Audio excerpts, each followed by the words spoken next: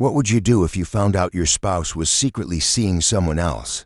On a romantic getaway? What if the person they were seeing was the captain of the cruise you were both on? What started as an idyllic escape soon became a nightmare. For one Australian man, as a single moment of betrayal shattered everything. In just a few days, a dream vacation turned into a shocking tragedy no one could have anticipated. This is the chilling story of how one man's world was turned upside down at sea. Could a marriage really collapse in a matter of days over one affair? Or was here something much darker lurking beneath the surface of this seemingly perfect trip? Stay with me as we uncover twisted truth together. Meet Callum Fraser, 40 years old, a meticulous and reserved Australian accountant. Callum isn't one to wear his emotions on his sleeve. He's practical, grounded, and has always preferred stability over excitement. Yet, in his quiet demeanor lies a deep well of love and loyalty for his wife, Sophie. They've been married for 8 years, but lately, something has changed. Their once passionate connection has been fading. Sophie, his vibrant and lively wife, has grown distant. Her energy is no longer shared with him, but with her phone, with people online, with everyone but Callum. Despite the growing divide between them, Callum still holds on to the hope that their bond can be mended. He plans a surprise vacation, hoping the tropical escape will reignite the spark they once had. But Callum isn't the type of man to openly express his worries. He keeps his thoughts to himself, often retreating into the safety of routine. Yet, deep inside, he feels it, the slow, gnawing feeling that something is terribly wrong. Something is slipping through his fingers, and with each passing day, it becomes harder to ignore. Now, meet Sophie Fraser, 38, a free-spirited social media influencer whose radiant smile and magnetic energy have earned her a loyal following online. Once a yoga instructor, Sophie exuded warmth and vitality traits that captivated everyone around. Her personality was infectious, always lighting up the room with her laughter and charm. Sophie thrived in the spotlight, and to those who knew her, she was a beacon of positivity and life. But lately, things have shifted. Sophie, once so in tune with her surroundings, now seems preoccupied. She spends more time staring at her phone than engaging with Callum. Her texts more frequent, her conversations more secretive. Her laughter is no longer shared with him, but with others, people Callum has never met, people she talks to in private. Sophie's eyes wander, her mind drifts, and the distance between them grows wider with every passing day. What happened to the woman who would spend hours planning surprises for Callum, who once found joy in their quiet evenings together? What happened to the woman who was once so present, so alive with him? Sophie's actions now raise questions that Callum cannot ignore, but he chooses to stay silent, still holding onto the version of her that once felt like home. Callum and Sophie's marriage started with the kind of love most people dream of, effortless, full of passion, and deeply connected. From the moment they met, there was something magnetic between them. Their early years together were marked by shared adventures, laughter over simple moments, and a mutual desire to build a life together. They traveled, they laughed, they built memories that felt like they would last forever. But as time passed, the cracks started to appear, small at first, barely noticeable. Sophie, once so devoted to their shared dreams, began to change. She became absorbed in her growing social media presence, her online life becoming more important than the one they had built together. Callum, always the quiet, steady partner, noticed Theslo's shift, but didn't know how to address it. Sophie's energy, once fully devoted to their relationship, now seemed divided between him and her ever-growing online following. The romantic evenings they used to cherish became camaraderie. Conversations that once flowed freely now felt forced, like two strangers trying to reconnect. Despite Callum's attempts to keep the flame alive, planning surprise getaways, thoughtful gestures, trying to revive the intimacy they once shared, Sophie seemed increasingly distant. Callum tried to hold on to salvage what was slipping away, but with each passing day, the gap between them widened. Their marriage, once full of promise and joy, now felt like a series of quiet compromises and unspoken frustrations. Callum, ever the optimist, kept hoping things would return to the way they were, but deep down, He could sense it. The connection that once made them whole was beginning to unravel. In a final attempt to salvage their faltering relationship, Callum decides to surprise Sophie with a lavish getaway. A 7-night cruise through the Caribbean aboard the Serenity Star. He hopes the tropical escape will offer them a fresh start, a chance to reconnect and rekindle the love they once shared. The Serenity Star is no ordinary ship. This floating paradise boasts 10 decks, each offering something new. From the glass elevators offering panoramic views to the luxurious pools, gourmet restaurants, stylish bars, and even an onboard theater, the ship promises an experience like no other. Every detail is meticulously planned. The couple's private suite has a balcony overlooking the endless ocean, and Callum has arranged for champagne on arrival and a couple's massage to set the tone for their romantic escape for a moment. It feels like the perfect setting to revive the magic between them. But beneath the luxury and elegance, there's an undercurrent of tension, an invisible crack that Callum can't shake. As he steps onto the ship with Sophie, he holds on to the hope that this beautiful getaway will be the moment they rediscover each other. Little does he know, the Serenity Star isn't just a place for relaxation. It will soon become the backdrop for a dark and unexpected turn in their story. As the days aboard the Serenity Star unfold, Callum begins to notice a shift in Sophie. One he can't quite explain. She's physically present, but emotionally distant. Her attention rarely focused on him. Instead, she's glued to her phone, texting more than usual. Her responses to him becoming shorter, more distracted. Callum tries to overlook it, thinking maybe she's just caught up in the excitement of the cruise, the new environment, the people. But as the days pass, his unease grows. The intimate moments they used to share, quiet dinners, early morning walks on the deck, have become almost non-existent. Sophie, once so eager to explore the world with him, now prefers to wander alone. She skips their scheduled activities like the salsa class and poolside games, offering excuses that don't sit quite right.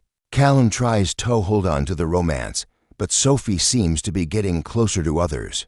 Strangers who catch her eye, who laugh a little too much with her. One particular person stands out: the ship's captain, Captain Luca Moretti. Moretti eyes everything. Callum is not charismatic, confident, and commanding. He has an effortless charm that draws people to him, and Sophie is no exception. Callum watches from a distance as she shares more than just pleasantries with the captain. Her laughter is louder when he's around, her body language marine-animated, her gaze lingering a little too long. The captain's presence seems to consume her, and Callum can't help but feel a knot of suspicion tightening in his chest. Despite his growing doubts, Callum brushes them aside, telling himself he's just overthinking. He holds on to hope that this trip, this beautiful, extravagant vacation, will bring them back together. But deep down, a quiet voice warns him something isn't right. As the days continue aboard the Serenity Star, Callum's unease grows into something deeper. Sophie's behavior becomes increasingly erratic, more distant, more preoccupied, more elusive. Their planned couples activities, which Callum had hoped would bring them closer, are quickly dismissed. She skips breakfast with him, citing early spa appointments or yoga sessions on the deck. Sometimes she disappears for hours, leaving Callum alone, quietly sipping his coffee, watching the ocean drift by as his worries mount. Callum doesn't want to believe it, but Sophie's growing detachment is hard to ignore. Every time he tries to engage her to share a laugh or a memory from their past, Sophie brushes him off, her attention diverted elsewhere, usually to her phone or the people around her. There's a coldness in her voice now, a disinterest that he hadn't heard in years. It's during one of these moments that Callum first notices Sophie in conversation with Captain Luca Moretti. The ship's captain, Moretti, 42, is everything. Callum is not tall, tan, and effortlessly charming. His Italian accent alone is enough to draw attention. But it's the way he carries himself that makes him impossible to ignore. He walks with the confidence of a man who commands every room he enters, and Sophie seems to be magnetically drawn to him. At first, it's innocent enough. A casual chat at the bar, Sophie laughing at one of the captain's jokes. But Callum can't shake the feeling that something isn't right. He watches from across the room as Sophie leans in a little too close to Moretti, her body language more open than it should be with a stranger. Their conversation seems private, and when they part, Sophie lingers for a moment longer than necessary, her smile more flirtatious than Callum's ever seen. The next day, Callum notices them again, this time in the lounge, Sophie with a glass of wine in hand, Moretti close by, speaking to her in a low, intimate voice. Their laughter fills the air, and Sophie, oncesso reserved with him, seems completely at ease. It's as if Callum isn't even in the picture anymore. She's captivated by him. And it's more than just the captain's charm. Callum sees it in Sophie's eyes, the same spark she used to have for him, now directed at someone else. The moments grow more frequent. Sophie and Captain Moretti are seen talking on the upper deck, strolling together, laughing over shared jokes. Callum, unable to ignore the growing tension, feels like a stranger in his own marriage. Every glance Sophie steals at the captain, every touch of his arm sends a new wave of unease crashing over him. Her once loving gestures towards Callum have been replaced by brief, dismissive exchanges, while Moretti seems to occupy a space in her world that Callum once held. The nagging doubt is no longer something Callum can push aside. He can no longer pretend. Human, he thought he knew his wife is slipping away, drawn into the orbit of someone else, and with each passing day, it becomes more evident. Sophie is not just enjoying the captain's company, she's seeking it. One evening, as the ship glides smoothly through the warm Caribbean waters, Callum finds himself once again sitting alone at the bar, nursing a drink, trying to enjoy the night. Sophie had slipped away again, claiming she wanted to catch up with a few passengers she'd met earlier. It's the same story every time now. Sophie slipping away, her mind elsewhere. But tonight, something feels different. There's a quiet unease growing in Callum's chest, a suspicion that he can't quite shake. As he scans the room, his eyes land on Sophie, standing near the far end of the lounge, laughing a little too loudly. She's not alone. Captain Moretti is with her, leaning in closer than ever. Their conversation appears casual at first, but Callum can't ignore the closeness between them.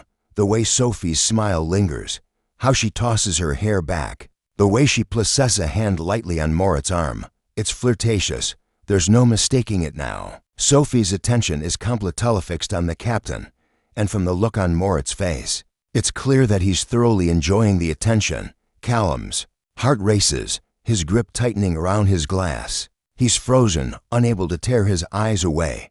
He watches them for a moment longer, his thoughts whirling. Could this be what I think it is? Before he forces himself to look away, retreating to the quiet of the balcony.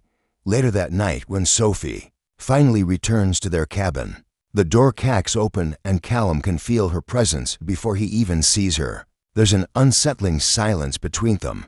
Sophie's cheerful voice is gone, replaced by an almost uncomfortable calm. As she steps into the light, Callum notices something small but significant. She smells different.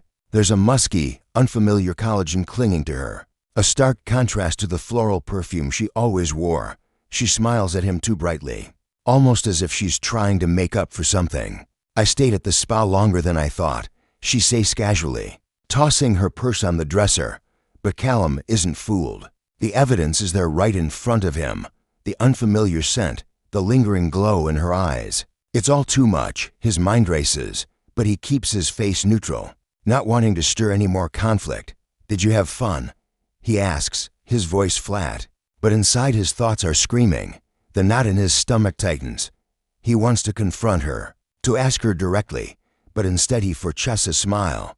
I'm just tired, he says quietly.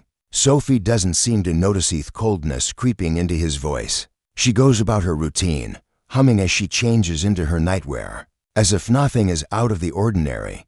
But Callum knows.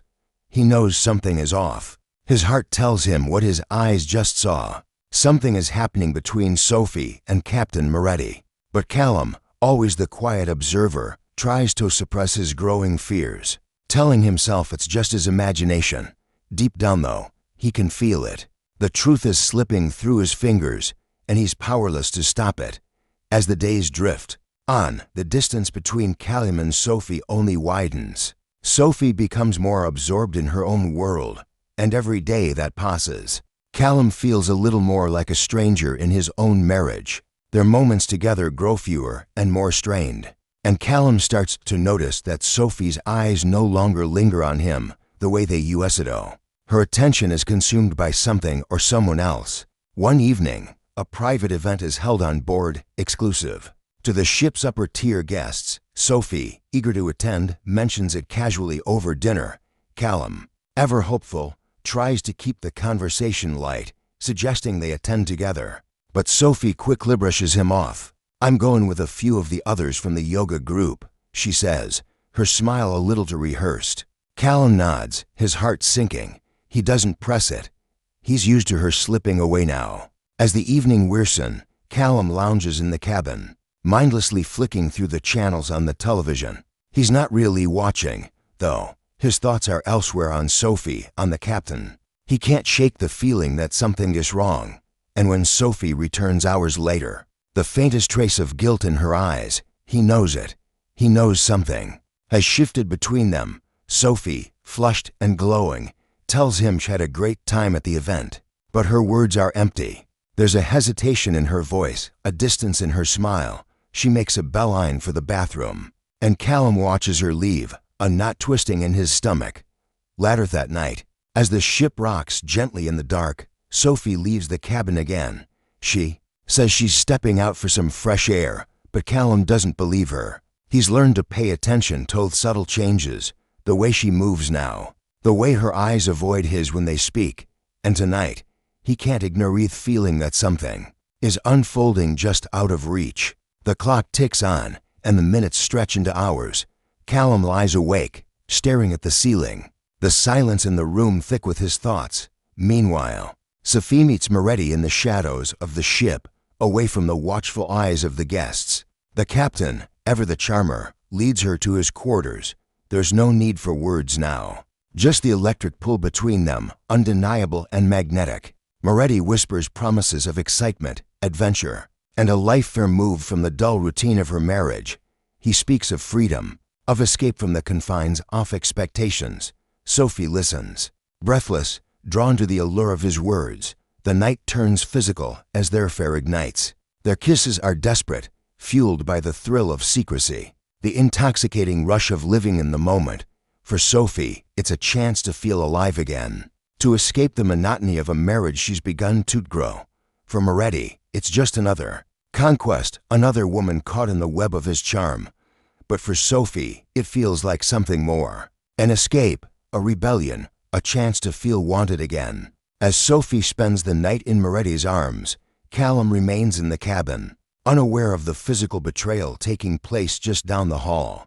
But he senses the emotional shift in Sophie. He feels it in the way she pulls away just a little more each day, in the way her smile no longer reaches her eyes when she looks at him. It's subtle at first, just a fleeting moment of distance. But Callum, ever observant, knows something has changed. Sophie isn't just absent in body now. She's absent in spirit, too. It's on the fourth night of the cruise that Callum's worst fears come to fruition. As the ship sails under the twinkling Caribbean stars, the evening feels different. Callum can sense it in there. The tension between him and Sophie has reached its peak. They've just finished dinner, a meal that felt more like a routine than anything else. Sophie's laughter, which used to fill their conversations, now feels forced, barely masking her preoccupation with something or someone else. Sophie slips away, as she often does now, with a casual, "I'm just going to grab some air." And Callum, despite himself, feels a sudden rush of panic. He watches her leave, her steps light, her head held high, to composed, to detached. His gut tightens. This time, he decides not to ignore it. Callum follows her, keeping a distance, moving quietly through the corridors of the ship. His heart pounds in his chest. He isn't sure what he's looking for, but something inside him pushes him forward. He finds Sophie near the crew areas, just out of sight, speaking to Moretti. Their conversation is hushed, and Sophie's body language is unmistakable, leaning into him, her laughter a little too flirtatious, her hand brushing against his chest a little too intimately. Then, without a word, Sophie steps into Thekaptain's private quarters, disappearing behind the door. Callum's blood runs cold. He can't move, at first frozen by the sight of it, but he's not done yet. His instinct to know the truth overrides everything. Quietly, he approaches, his breath shallow, and peeks through the crack in the door. What he sees makes his heart shatter. Sophie and Moretti are already wrapped in each other's arms, their lips locked in a passionate kiss. Callum watches as they move closer as Moretti pulls her to him, his hands trailing down her back. It's more than just physical, it's a connection, an intimacy that Callum has not felt from Sophie in months. The scene before him is the final confirmation of what he's feared. Every second feels like a knife twisting in his chest. His mind races. His heart is breaking. The tears threaten to fall, but Callum doesn't allow them. Instead, his vision narrows. His thoughts turn cold, focused. The ache in his chest is replaced by a rising fury, a controlled anger that builds with every movement he watches through the door. But Callum doesn't confront them, not yet. Instead, he retreats, his body trembling with a mix of heartbreak and rage. He moves back to the cabin, the weight of what he's just witnessed crushing him with each step. He's no longer the man he was when he boarded this ship, calm, reserved, and hopeful. Something has shifted. A quiet rage simmers beneath the surface, and it's growing with every passing moment. The next day, Callum does something he never thought he would. He observes Sophie, oblivious to his emotional shift, goes about her day as if nothing has changed. She's more overt with her affair now, casually texting Moretti in front of him, laughing at messages that aren't for him. The sight of it makes Callum's stomach turn, but he doesn't let it show. Instead, he watches her quietly calculating. He watches the way she lights up when she sees the captain, the way she talks about him like she once did about him, her husband. Sophie, lost in her secret, doesn't notice the shift in Callum's demeanor. She's too wrapped up in her own world, too consumed by the affair to see how Callum is quietly falling apart inside. Each glance she gives Moretti, each laugh she shares with him makes Callum's resolve harder. His mind is no longer clouded with doubt. There's no denying it now. He knows exactly what's going on, and for the first time, he's not looking for answers anymore. He's looking for a way to end it. He's done being the passive observer of his own life. What began as heartbreak has now morphed into something darker, something more calculated. The final night of the cruise arrives, and the Serenity Star glides silently through the vast, dark ocean. The ship's deck is nearly empty. Most passengers are inside enjoying the farewell party or settling in for the evening. Callum, however, isn't interested in celebrations. Tonight, something inside him has shifted completely, and he plans to confront Sophie one last time. Callum invites Sophie for a walk on the top deck under the guise of rekindling their romance. The sky above is clear, the stars shining down like a blanket of distant, indifferent lights. The air is warm, carrying the scent of the ocean to any onlookers. It seems like the perfect night for a couple to stroll under the stars. But for Callum, it's the moment he's been waiting for. The moment where everything he's been holding back will finally break. Sophie, ever so carefree, smiles brightly, unaware of the storm brewing inside Callum. She takes his hand, her steps light, her laughter easy. But Callum's mind is elsewhere. The warmth of the night and the beauty of the scene do nothing to ease the cold fury that has been growing inside him for days. He's calm on the outside, but inside there's an overwhelming rage, quiet, controlled rage that's about to explode. They reach the edge of the deck overlooking the ocean. The sound of the water crashing against the ship's hull fills the silence between them. Sophie looks at him, her smile fading slightly, sensing the change in him, but she doesn't understand the depth of what's coming. Callum stops walking. He turns to face her, his voice low, but steady. Do you love him? He asks, the words hanging heavy in the air. Sophie's eyes widen in surprise. There's a moment of silence as if she's trying to read the question, trying to find a way out. Her lips tremble and she begins to speak, but the words come out strained, defensive. Callum, it's not what you think. It's complicated. I never meant. Callum cuts her off, his gaze hardening. You never meant what? To betray me? To throw everything we had away for him?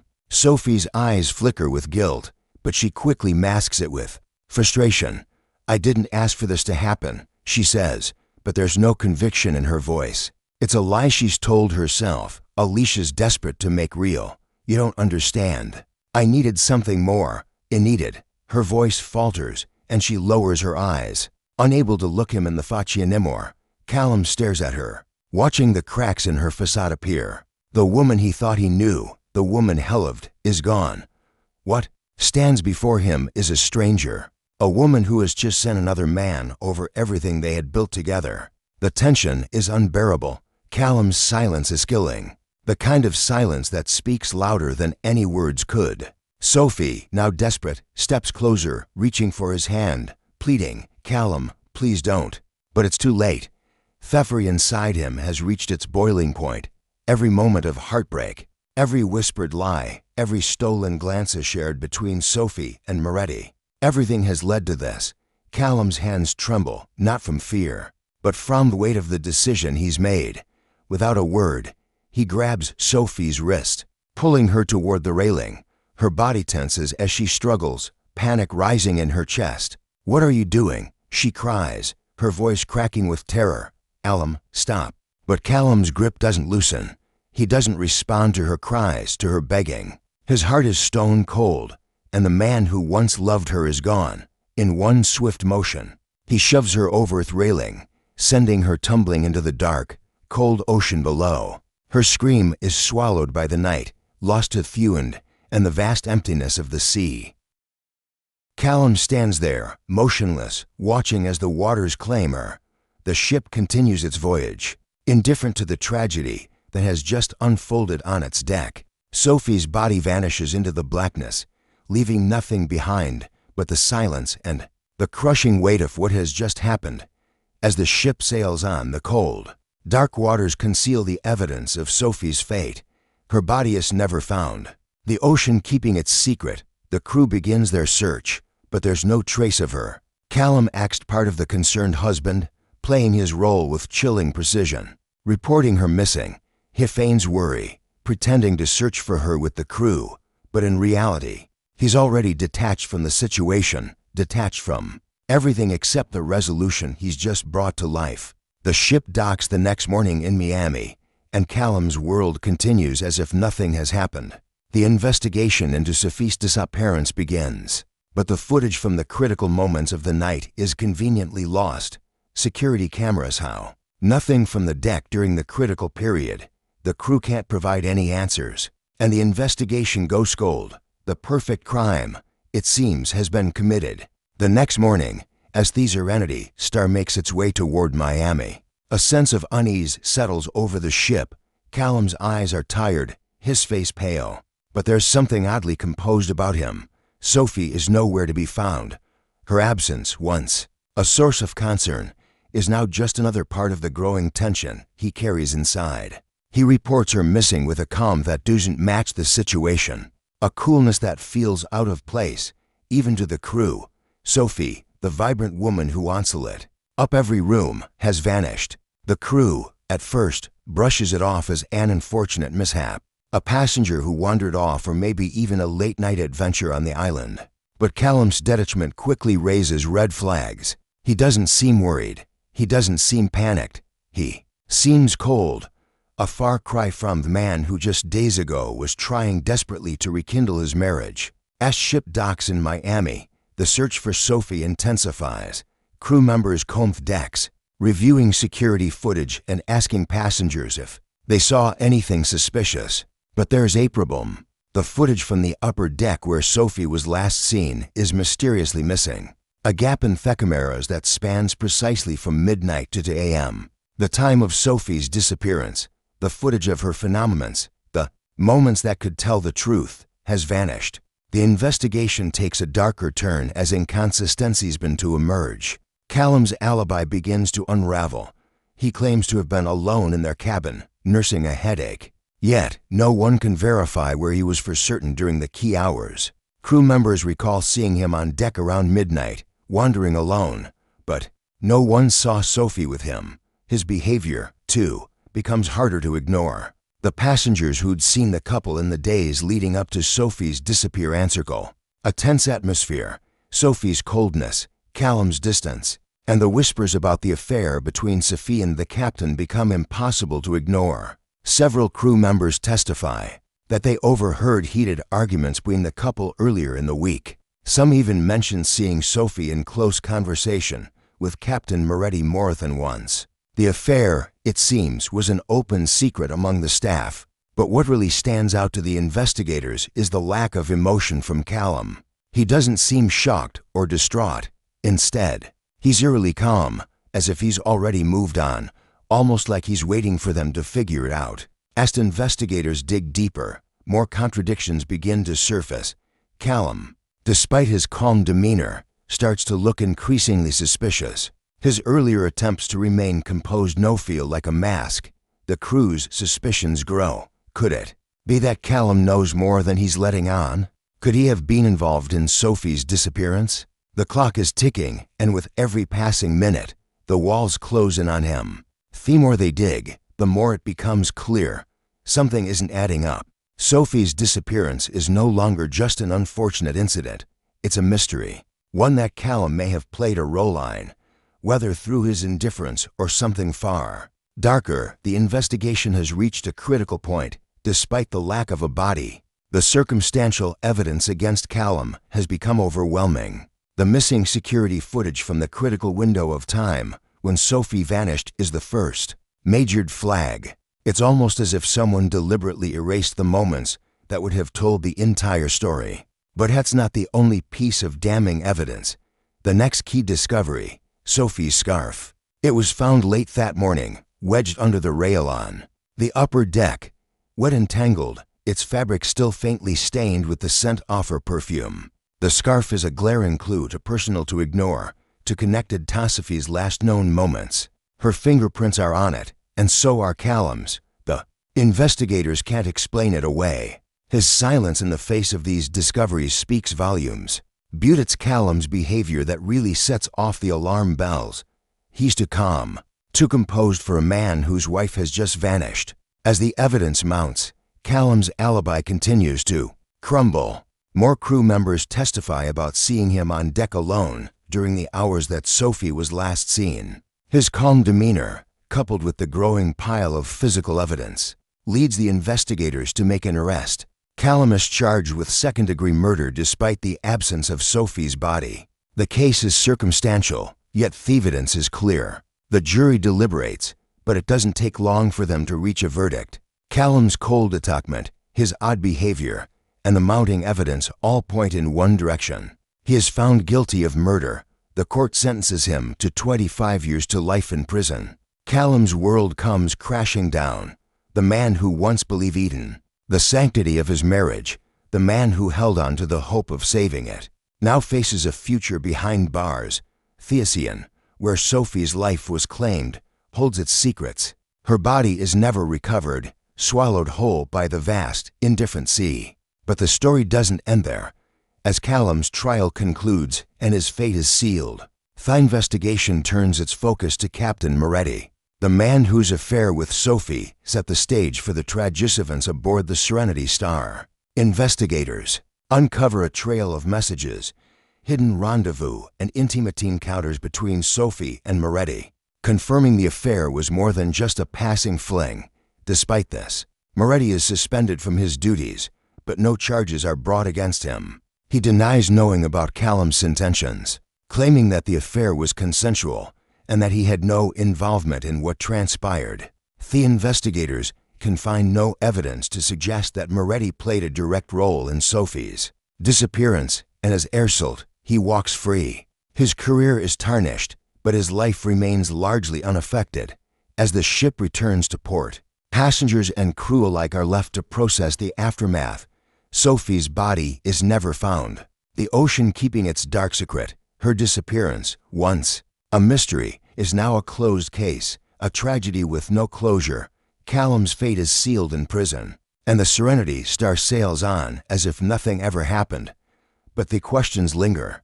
The ship holds its secrets, and so does the ocean. Betrayal can fracture a soul in ways we often underestimate.